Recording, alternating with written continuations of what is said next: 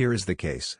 Two engineers John and Dave have been hired by the State Department of Transportation for a highway reconstruction project in a small town called Shadyvale. While working on the design, John, the senior engineer, discovers that the local community's water main, while operational, is very old and is no longer capable of serving all the people living in Shadyvale. He takes this information to Dave, who is the intern in charge of creating the design for the highway project. Hey Dave, did you know that Shadyvale's water main is very old? No. Why hasn't it been replaced? It should have, but the town just can't afford the $750,000 it would cost. It would be great for the people living there if some other issue or project required its removal, since then the town could get additional funding for the new water main. If our highway reconstruction design was that project, I'll sign off on it. John is right. If Dave's design impacted the current water main, it would need to be replaced.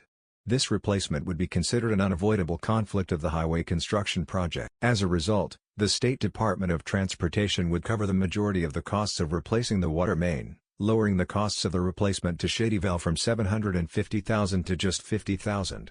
The issue that Dave faces is that altering the design to require the removal of the water main goes against the policy of the DOT.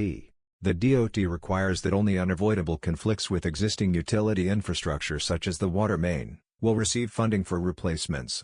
Dave's current design meets all the requirements of the project, and does so without conflict with the water main. What should Dave do in this situation? As a profession, engineers have a set of standards that must be understood and followed. As an aspiring professional engineer, Dave should strive to follow the standards laid out in the NSPE Code of Ethics.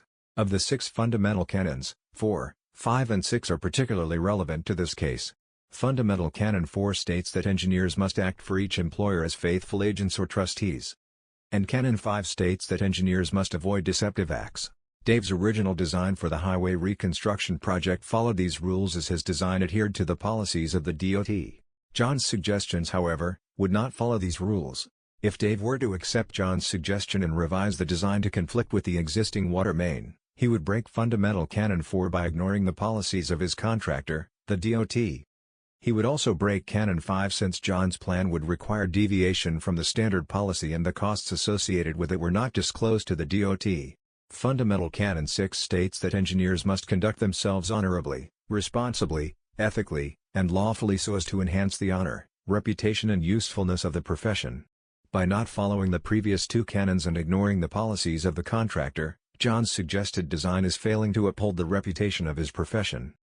Another way to view this case is through the lens of moral theories.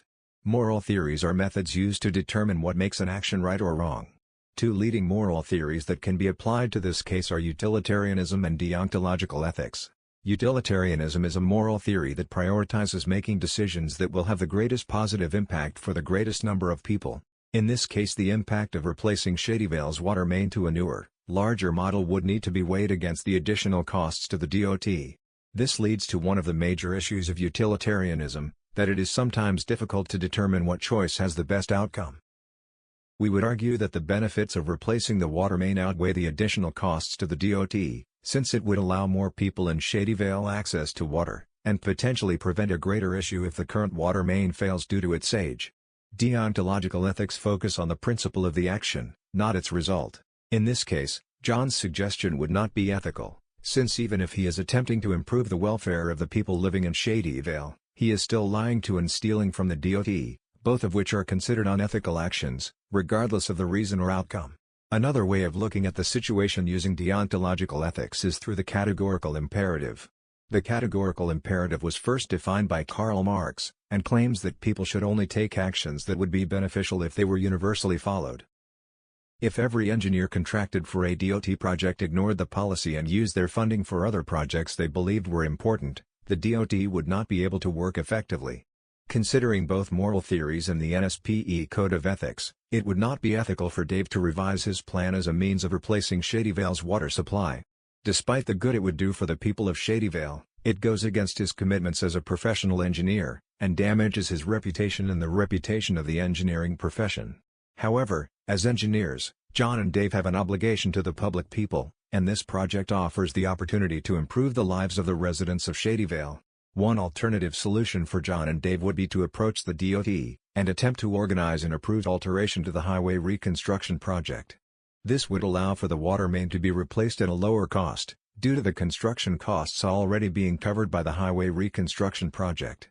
At the very least, even if the DOT refused to alter the project, this decision would draw attention to Shady Vale's water main needing replacement, potentially making it an easier problem to solve in the future.